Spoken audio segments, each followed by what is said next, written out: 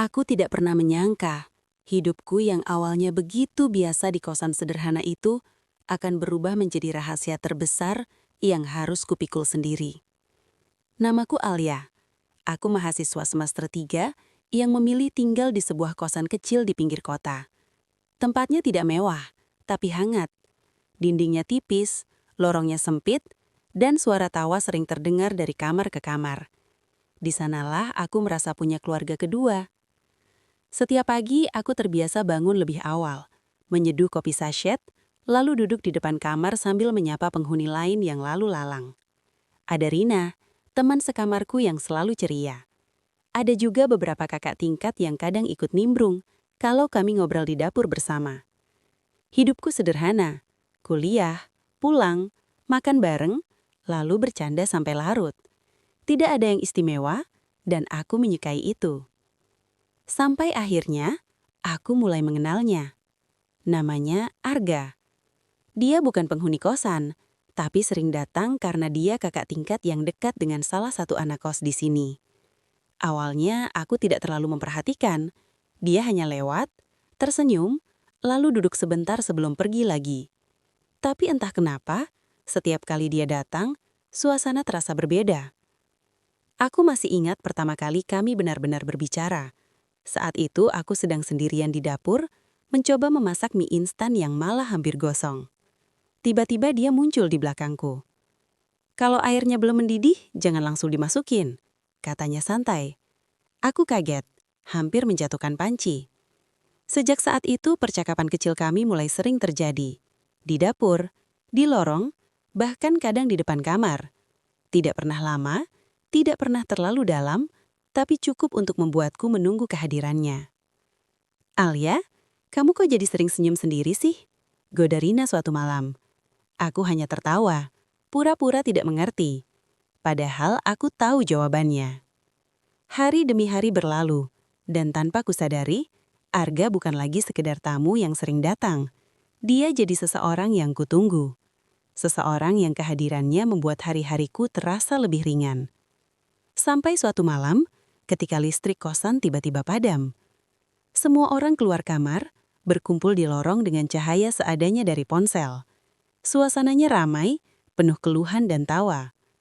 Aku berdiri di sudut, mencoba menyalakan senter kecilku. Lalu, dia berdiri di sampingku.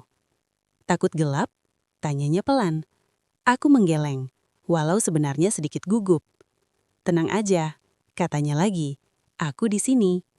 Kalimat itu sederhana, sangat sederhana. Tapi entah kenapa, jantungku berdegup lebih cepat dari biasanya. Malam itu untuk pertama kalinya, kami berbicara lebih lama dari biasanya. Tentang kuliah, tentang mimpi, bahkan tentang hal-hal kecil yang sebelumnya tidak pernah kita bahas. Dan di tengah gelapnya lorong kosan itu, aku merasa menemukan sesuatu yang hangat. Sesuatu yang tidak bisa lagi kusebut sebagai kebetulan. Aku tidak tahu sejak kapan semuanya mulai berubah. Yang aku tahu, sejak malam itu, aku mulai berharap lebih. Dan tanpa kusadari, harapan itulah yang perlahan menyeretku ke dalam sesuatu yang seharusnya tidak pernah terjadi. Sejak malam listrik padam itu, semuanya berubah lebih cepat dari yang bisa kupahami. Arga mulai lebih sering datang ke kosan. Bukan lagi sekedar mampir sebentar, tapi benar-benar meluangkan waktu. Kadang dia duduk berdua di dapur saat yang lain sudah masuk kamar. Kadang dia menungguku pulang dari kampus, hanya untuk berjalan bersama sampai depan kosan. Awalnya terasa wajar, menyenangkan bahkan. Aku mulai terbiasa menunggunya, dan dia seolah tahu caranya membuatku merasa istimewa. "Alia," katanya suatu malam saat kami duduk berdua di bangku panjang depan kosan. "Kamu beda dari yang lain." Aku tertawa kecil. Semua orang juga bilang gitu ke banyak orang. Tapi aku serius. Nada suaranya berubah, lebih pelan, lebih dalam. Dan saat aku menoleh, tatapan itu membuatku tidak bisa berpaling. Sejak saat itu, batas-batas yang dulu terasa jelas mulai mengabur. Kami mulai menyimpan rahasia kecil. Pesan-pesan yang hanya kami berdua yang tahu. Pertemuan singkat saat lorong sepi. Tatapan yang terlalu lama untuk disebut biasa. Sampai suatu malam, semuanya benar-benar berubah. Rina pulang ke kampung selama beberapa hari. Kosan terasa lebih sepi dari biasanya. Aku sendirian di kamar, mencoba belajar, tapi pikiranku terus melayang. Lalu ponselku berbunyi. Dari Arga. Aku di depan. Boleh ngobrol sebentar? Aku ragu sejenak. Tapi entah kenapa, kakiku tetap melangkah keluar. Kami duduk di ruang tamu kecil yang lampunya redup. Suasana hening, hanya suara kipas angin yang berputar pelan. Sepi ya, katanya. Aku mengangguk. Lalu hening lagi. Namun hening itu terasa berbeda. Lebih dekat, lebih berat. Alia, panggilnya pelan. Aku menoleh, dan saat itulah jarak di antara kami menghilang. Semuanya terjadi begitu cepat, begitu hangat, dan begitu membingungkan. Aku tahu ini salah. Aku tahu ini bukan sesuatu yang seharusnya aku lakukan. Tapi saat itu, aku memilih untuk tidak memikirkan apapun. Aku hanya mengikuti perasaan yang sejak lama aku tahan. Malam itu menjadi rahasia pertama kami. Rahasia yang tidak boleh diketahui siapapun di kosan. Hari-hari setelahnya terasa seperti mimpi yang aneh. Di depan semua orang, kami tetap seperti biasa. Tidak ada yang berubah. Tapi di balik itu, kami punya dunia sendiri. Dunia yang diam-diam kami jaga. Sampai suatu sore, semuanya mulai terasa berbeda. Tubuhku terasa lebih lelah dari biasanya.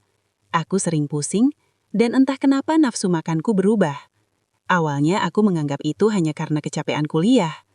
Tapi Rina yang baru pulang dari kampung mulai curiga. "Kamu kenapa sih, Li? Kok pucat banget?" Jawabku cepat. "Aku cuma capek." Dia menatapku lama, seolah mencoba membaca sesuatu yang kusimpan. Dan saat itulah, untuk pertama kalinya, rasa takut mulai muncul di dalam diriku. Bukan takut ketahuan, tapi takut kalau apa yang kupikirkan itu benar. Malam itu aku duduk sendirian di kamar, memegang ponsel dengan tangan gemetar. Aku membuka kalender, menghitung kembali.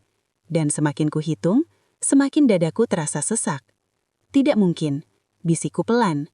Tapi di dalam hati aku tahu, ada sesuatu yang sedang tumbuh.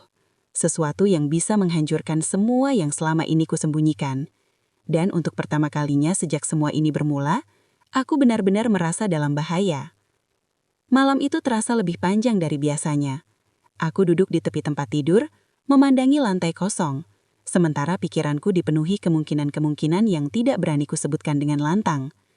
Tanganku masih terasa gemetar saat akhirnya aku mengirim pesan ke Arga. "Aku mau ketemu.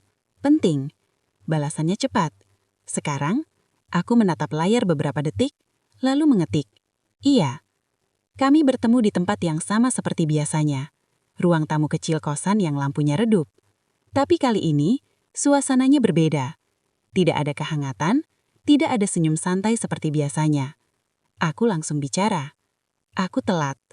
Arga terdiam. "Telat apa?" Jawabnya. Walau dari raut wajahnya aku tahu, dia mulai mengerti. Aku menunduk. Aku sudah hitung berkali-kali. Hening. Sunyi yang kali ini terasa menekan. "Alia, kamu yakin?" Suaranya pelan, tapi ada getaran yang tidak bisa dia sembunyikan. Aku nggak tahu harus yakin atau enggak, tapi tubuhku berubah, dan aku takut. Arga mengusap wajahnya, berjalan mondar-mandir sebentar, lalu berhenti. Ini nggak boleh sampai ada yang tahu," katanya akhirnya. Kalimat itu seperti menusuk sesuatu di dalam hatiku. Bukan karena salah, tapi karena itu berarti dia juga melihat ini sebagai masalah yang harus disembunyikan. Seperti aku, seperti kami. Aku juga nggak mau ada yang tahu. Kataku pelan. Dan disitulah keputusan pertama kami dibuat. Kami akan menyembunyikan semuanya. Hari-hari setelah itu berubah menjadi perjuangan yang melelahkan. Aku mulai lebih banyak diam, menghindari berkumpul terlalu lama di dapur, menghindari tatapan Rina yang semakin sering memperhatikanku dengan curiga. Setiap kali dia bertanya, aku hanya menjawab singkat. Aku cuma capek. Tapi tubuhku tidak bisa terus berbohong. Rasa mual datang tiba-tiba, kadang saat pagi, kadang saat malam. Aku harus menahan diri di depan orang lain, pura-pura baik-baik saja. Sementara di dalam, aku hampir kehilangan kendali. Arga juga berubah. Dia masih datang ke kosan, tapi tidak sesering dulu. Dan setiap kali kami bertemu, Yang kami bicarakan bukan lagi hal-hal ringan. Pakai jaket yang longgar, katanya suatu hari. Jangan terlalu sering keluar kamar. Jangan sampai Rina tahu. Semua terasa seperti aturan, bukan lagi hubungan yang hangat. Aku mulai merasa sendirian. Suatu sore saat aku sedang duduk di kamar, Rina tiba-tiba masuk tanpa mengetuk. Aku langsung panik. "Kamu lagi apa?" Jawabku cepat. "Aku lagi istirahat." Dia tidak langsung pergi, justru mendekat, duduk di sampingku, dan menatap wajahku lebih dekat. "Alia, kamu berubah." Aku terdiam. "Sejak aku pulang dari kampung, kamu jadi beda. Kamu jarang cerita, sering pucat, dan kamu kelihatan takut." Jantungku berdetak lebih kencang. "Aku nggak apa-apa, Rin." Dia menggeleng pelan. "Aku teman sekamarmu. Aku tahu kamu lagi nyembunyiin sesuatu." Aku ingin bicara. Ingin sekali, tapi bayangan semua yang bisa terjadi kalau rahasia ini terbongkar membuatku menelan semua kata yang hampir keluar. "Aku cuma lagi banyak pikiran," jawabku akhirnya. Rina menatapku lama, sangat lama. Lalu dia menghela napas pelan. "Kalau kamu butuh cerita, aku ada." Setelah dia keluar kamar, aku langsung memeluk bantal, menahan air mata yang sejak tadi kupaksa berhenti. Aku tidak punya banyak waktu. Aku harus memastikan semuanya tetap tersembunyi. Aku harus menjaga rahasia ini, apapun yang terjadi. Itu tujuanku sekarang, menjaga, menyembunyikan, bertahan. Tapi semakin aku mencoba mengendalikan semuanya, semakin banyak hal yang terasa lepas dari genggamanku. Dan jauh di dalam hati, aku mulai sadar. Rahasia sebesar ini mungkin tidak akan bisa kusimpan selamanya. Dan kenyataan itu datang lebih cepat dari yang siap kuhadapi. Pagi itu dimulai seperti biasa. Aku mencoba terlihat normal. Bangun, merapikan tempat tidur, lalu duduk diam sambil menatap buku kuliah yang tidak benar-benar kubaca. Rina sudah bersiap ke kampus. "Alia, kamu ikut kan?" tanyanya. Aku menggeleng pelan. "Aku lagi nggak enak badan." Dia menatapku ragu. "Kamu sering banget nggak enak badan akhir-akhir ini." Aku hanya tersenyum tipis. "Nanti juga baik kan?" Rina tidak langsung menjawab, tapi sebelum keluar kamar, dia berkata pelan. "Aku harap kamu jujur sama aku suatu hari nanti." Pintu tertutup, dan aku kembali sendirian. Siang harinya, Arga datang. Aku bahkan tidak kaget lagi saat melihat namanya muncul di layar ponsel. Aku di depan. Kami bertemu di ruang tamu kecil seperti biasa, tapi kali ini aku tidak bisa lagi menahan semuanya. "Arga, aku nggak kuat," kataku langsung. Dia terdiam. "Aku terus sembunyi, terus bohong, aku capek." "Alia, kita udah sepakat." "Aku tahu," potongku, suaraku sedikit bergetar. "Tapi ini makin besar, aku nggak bisa terus kayak gini." Arga menghela napas panjang, lalu duduk, menunduk. "Kita cuma perlu waktu," katanya. "Nanti juga kita bisa cari jalan keluar." "Jalan keluar yang gimana?" tanyaku pelan. "Sampai kapan kita pura-pura?" Dia tidak menjawab, dan diamnya itu justru menjadi jawaban yang paling menyakitkan. Untuk pertama kalinya, aku merasa aku sendirian dalam ini. Hari itu menjadi titik di mana semuanya mulai runtuh. Sore menjelang malam, aku kembali ke kamar. Rina belum pulang. Aku mencoba berbaring, tapi tubuhku terasa semakin tidak nyaman. Rasa mual datang lagi, lebih kuat dari sebelumnya. Aku berlari ke kamar mandi. Tanpa sadar, pintu tidak terkunci sempurna. Dan saat aku mencoba menenangkan diri, aku mendengar suara itu. "Alia?" Aku membeku. Dia berdiri di depan pintu kamar mandi yang sedikit terbuka, menatapku dengan ekspresi yang tidak pernah kulihat sebelumnya. Bingung, kaget, dan perlahan mengerti. "Alia?" Suaranya pelan, hampir berbisik. "Kamu kenapa?" Aku tidak bisa menjawab. Aku hanya berdiri di sana, menunduk dengan napas yang tidak beraturan. Beberapa detik yang terasa seperti selamanya berlalu begitu saja. Lalu Rina melangkah mundur perlahan. Aku tunggu kamu di kamar," katanya. Dia melangkah mundur. Malam itu adalah malam paling sunyi dalam hidupku. Aku duduk di tepi tempat tidur, sementara Rina berdiri di dekat meja, menatapku tanpa bicara. Aku tahu, tidak ada lagi yang bisa kusembunyikan. Alia, akhirnya dia bicara. Kamu mau jelasin atau aku harus nebak sendiri? Air mataku jatuh begitu saja. Aku nggak tahu harus mulai dari mana. Rina menarik kursi, duduk di depanku. Mulai dari yang paling jujur, katanya pelan. Dan disitulah semua yang selama ini kusembunyikan akhirnya keluar. Tentang Arga, tentang malam itu, tentang ketakutanku, tentang semuanya. Rina tidak menyela, dia hanya mendengarkan. Tapi semakin aku bercerita, semakin aku merasa dunia yang kubangun diam-diam benar-benar runtuh. Setelah aku selesai, hening memenuhi kamar. Rina tertidur lebih dulu, tapi sebelum itu dia sempat berkata pelan. Aku ada di sini, Li, tapi kamu harus berani ambil keputusan. Dan sekarang, aku tahu, aku tidak bisa terus lari. Pagi harinya, aku mengambil napas panjang di depan cermin. Wajahku pucat, mataku sembab. Tapi untuk pertama kalinya sejak semua ini bermula, aku mencoba menatap diriku sendiri tanpa menghindar. Aku harus selesaiin ini, bisikku. Tanganku gemetar saat mengirim pesan. Aku mau ketemu, sekarang, kita harus bicara serius. Beberapa menit kemudian, Arga membalas. Oke. Kami bertemu di luar kosan, di tempat yang tidak terlalu ramai. Biasanya setiap bertemu dia, aku merasa hangat. Tapi kali ini, yang kurasakan hanya tegang. Alia, kamu kenapa? Tanyanya saat melihat wajahku. Aku tidak menjawab pertanyaan itu. Aku udah cerita ke Rina, kataku langsung. Wajahnya berubah. Kamu, apa? Suaranya menegang. Aku nggak bisa terus sembunyi. Aku capek. Arga mengusap wajahnya dengan gelisah. Kamu tahu, ini jadi makin rumit kan? Aku tahu, jawabku pelan. Tapi ini memang sudah rumit dari awal. Hening sejenak. Lalu aku menatap dia dalam-dalam. Aku nggak mau lari lagi. Arga tidak langsung menjawab. Dia terlihat berpikir keras, seperti sedang mencari jalan yang paling mudah. Tapi kali ini aku tidak mau lagi memilih jalan yang mudah. Aku akan jujur, kataku langsung. Suaraku mulai lebih tegas. Apapun yang terjadi setelah ini, aku akan hadapi. Alia, kamu yakin? Tanyanya pelan. Aku mengangguk. Ini bukan cuma tentang aku lagi. Kalimat itu menggantung di antara kami. Dan akhirnya, Arga menunduk.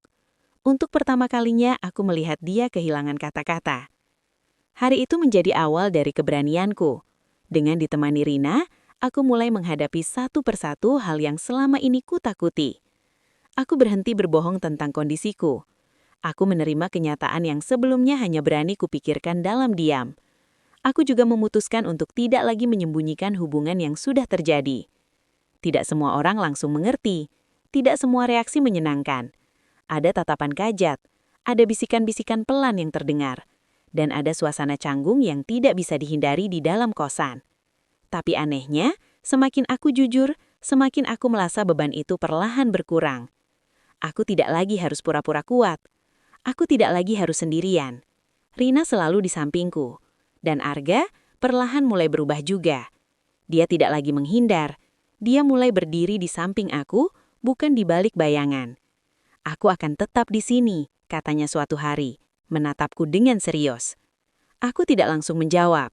Bukan karena aku ragu, tapi karena aku sudah belajar satu hal penting. Janji tidak lagi cukup. Yang kubutuhkan adalah tindakan. Dan perlahan, dia menunjukkannya. Bukan dengan kata-kata besar, tapi dengan kehadiran, dengan keberanian, dengan tanggung jawab.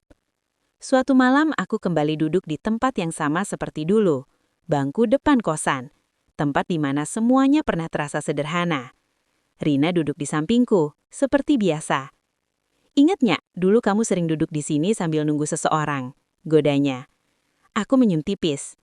Iya, dan aku pikir itu awal kebahagiaan. Terus sekarang? Aku terdiam sejenak.